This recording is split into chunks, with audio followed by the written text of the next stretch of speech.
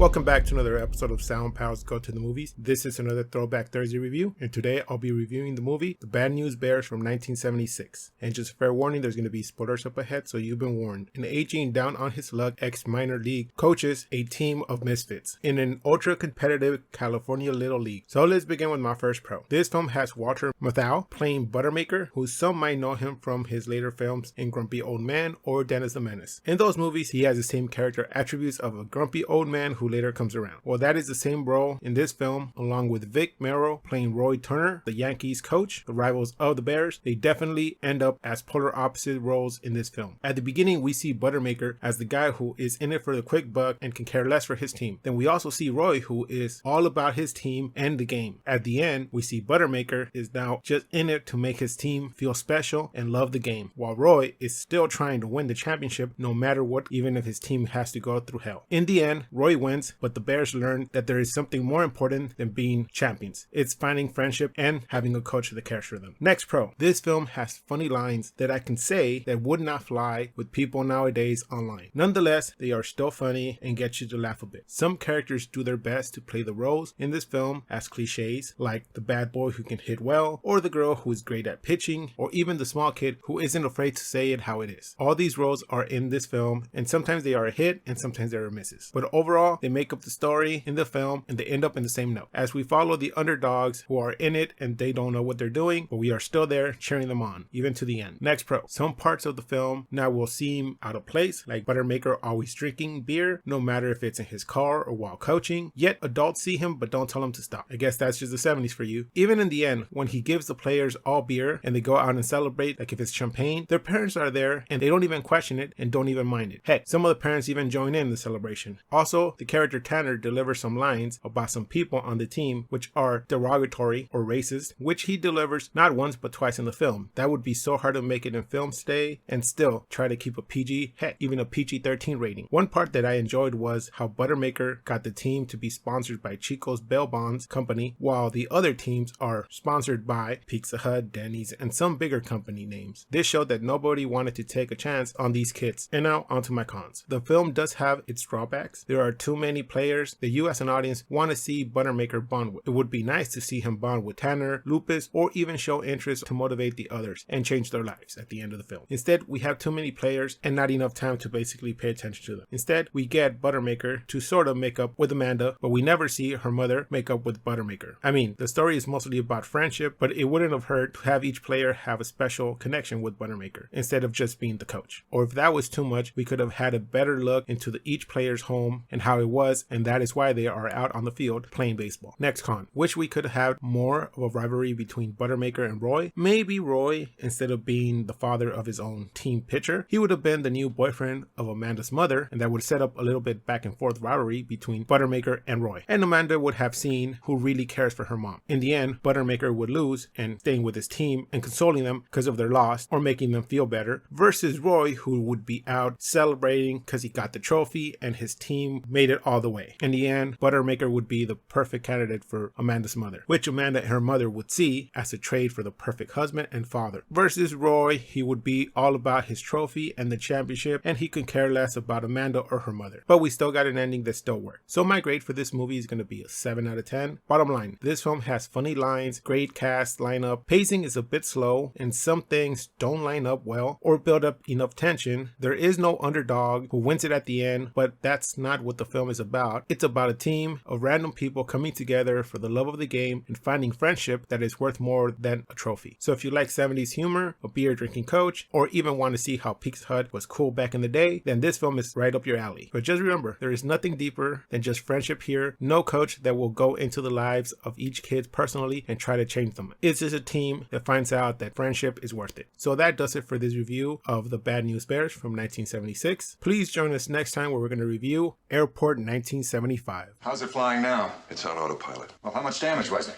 Oh, not a great deal. There's just a big hole in it where the pilots usually sit. Please like, comment, and subscribe. You can find our social media links below. And like always, keep watching movies.